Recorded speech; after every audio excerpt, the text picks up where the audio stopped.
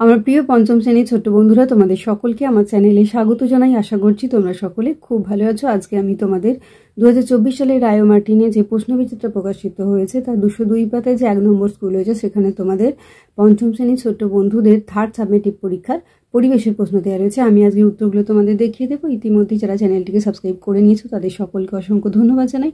আর যারা নতুন দেখছো তারাও চ্যানেলটিকে সাবস্ক্রাইব করে নিয়ে সাথে থেকো। চলো তাহলে শুরু করছি। দেখো, একের দাগের বলেছে সঠিক উত্তরটি নির্বাচন করো। 1.1 পশ্চিমবঙ্গে প্রধান খনিজ সম্পদ হলো, এটা হবে কয়টা কয়লা। 1.2 একটি লুপ্তপ্রায় মাছ হলো গয়টা খলছে। 1.3 কয়লার অনেকটাই অংশ গঠিত হয়, এটা হবে গয়টা কার্বন দ্বারা। 1.4 প্রথম কাগজ তৈরি হয় ক্ষয়টা চীনে। 1.5 সুনামি হলো একটি, এটা হবে ক্ষয়টা জাপানি শব্দ। 1.6 চাঁদ যার চারপাশে ঘুরে সেটি হলো গয়টা পৃথিবী। 1.7 চাঁদের দক্ষিণ মেরু অঞ্চলে সফলভাবে অবতরণ সর্বপ্রথম কোন দেশ করে, গয়টা ভারত। 1.8 বিশ্ব বয়স্ক দিবস পালিত হয়, গয়টা 1 অক্টোবর। 1.9 পূর্ণিমা তিথিতে গয়টা চন্দ্রগ্রহণ হয়। 1.10 বায়ু চাপ মাপা যন্ত্রের নাম হলো, এটা হবে ক্ষয়টা ব্যারোমিটার। 2 দাগে দেখো শূন্যস্থান পূরণ করো। 2.1 শূন্যস্থানে লিখবে কয়লা হলো জীবাশ্ম জ্বালানি। 2.2 রানীগঞ্জ বর্ধমান জেলায় অবস্থিত। 2.3 কয়লাকে জৈব শিলা বলা হয়। 2.4 ভূমিকম্প মাপা যন্ত্রের নাম সিসমোগ্রাফ। 2.5 পুকুরের জল দূষণমুক্ত করতে লিখবে পটাশিয়াম পারম্যাঙ্গানেট ব্যবহার করা হয়। 2.6 পরিবেশ দূষণের ফলে আবহাওয়া বদলে যাচ্ছে। 2.7 হ্যালির ধূমকেতু 76 বছর অন্তর পৃথিবীর আকাশে দেখা যায়। 2.8 ডাইনোসর একটি বিলুপ্ত প্রাণী। 2.9 22 মার্চ দিনটি বিশ্ব জল দিবস হিসেবে পালিত হয়। 2.10 বাইক চালানোর সময় ISI মার্কা হেলমেট ব্যবহার করা উচিত। 3 দাগের দেখো বিবৃতিগুলি সত্য অথবা মিথ্যা লেখো। 3.1 সকল শক্তির উৎস খাদ্য, এটা হবে মিথ্যা। 2.3 জেনারেটর ডিজেলের দ্বারা চলে, সত্য। 3.3 ভুটানের কাছে ঝালংয়ে একটি তাপবিদ্যুৎ কেন্দ্র আছে, এটাও হবে মিথ্যা। 3.4 হরপাবান একটি প্রাকৃতিক দুর্যোগ, সত্য। 3.5 সব নক্ষত্রেরই জন্ম মৃত্যু আছে, এটাও সত্য।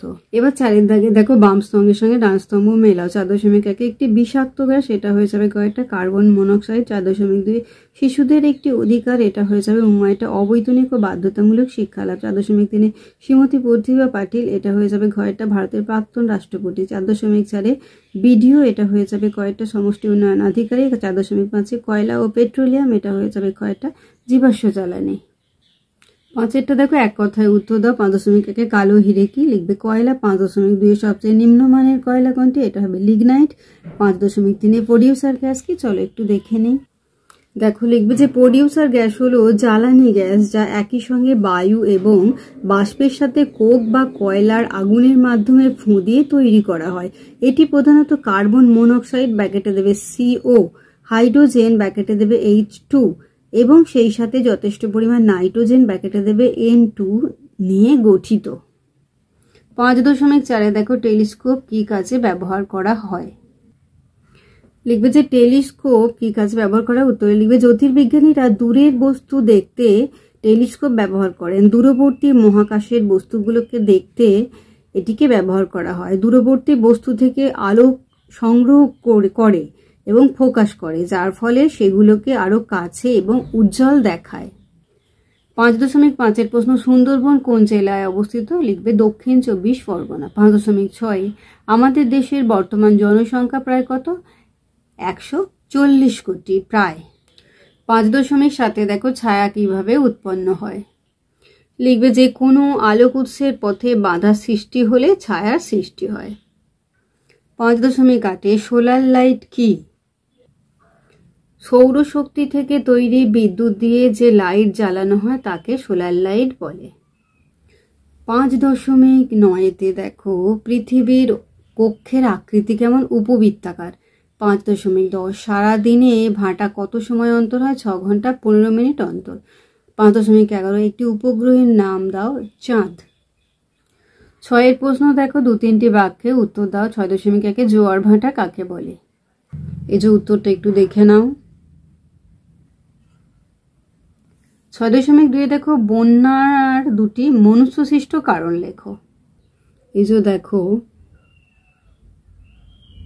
6.3 দেখো সুনামি কি, এই যে দেখো।